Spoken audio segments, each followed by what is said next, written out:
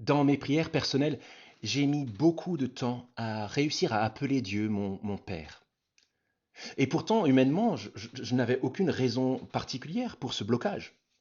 Dans les limites qui sont les siennes, tout à fait humaines, j'ai pourtant un Père qui m'a montré avec mes frères et sœurs la bonne direction.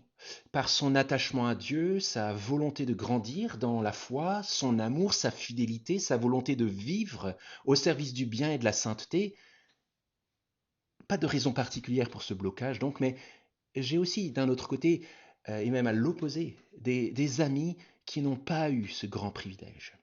Humainement, ils ont eu de très bonnes raisons d'avoir du mal à appeler Dieu leur Père, même après des années de vie chrétienne. Et la raison, c'est tout simplement parce que leur Père terrestre n'a pas été à la hauteur. Il a été absent, par exemple, quand ils avaient besoin qu'il soit là et qu'il puisse être dans ses bras. Il a été méprisant, méchant, voire parfois violent quand ils avaient besoin de sa protection.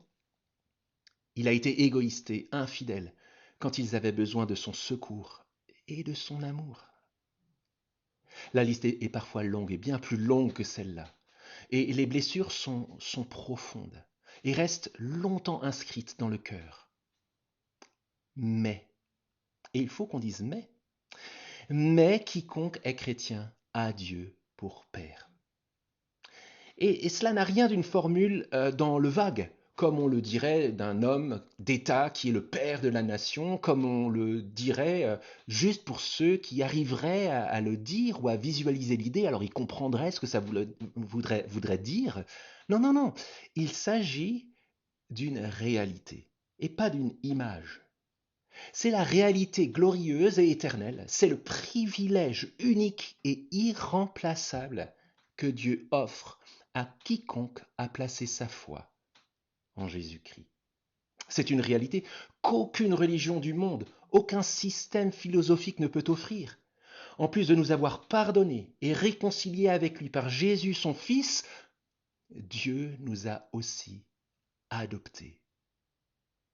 C'est une réalité qu'aucune de nos histoires personnelles n'a le pouvoir de façonner. Est-ce qu'on a eu un Père aimant? Eh bien, Dieu est un Père plus parfait que le plus parfait des pères. Est-ce qu'on a eu un mauvais Père? Dieu est le Père qui nous a recueillis dans son amour éternel.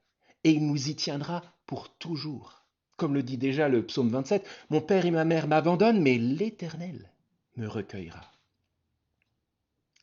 Le fait d'avoir Dieu pour Père n'a rien de naturel.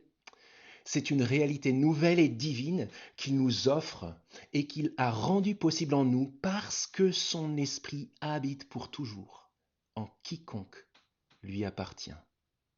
Waouh! Tout cela, je ne le dis pas en l'air et je ne le dis pas parce que je voudrais bien que ça arrive. Je le dis parce que je fonde tout ce que je viens de vous dire sur le chapitre 8 et au verset 15 de Romains. On le lit ensemble. Lisons-le ensemble. Voilà ce que dit Paul. Vous n'avez pas reçu un esprit de servitude pour être encore dans la crainte. Est-ce que je vais être pardonné? Est-ce que je suis condamné? Est-ce que je vais réussir? Est-ce qu'il va m'aimer? Tout ça, c'est terminé. Plus de crainte. Vous avez reçu un esprit d'adoption, nous dit Paul, par lequel nous crions Abba, Père.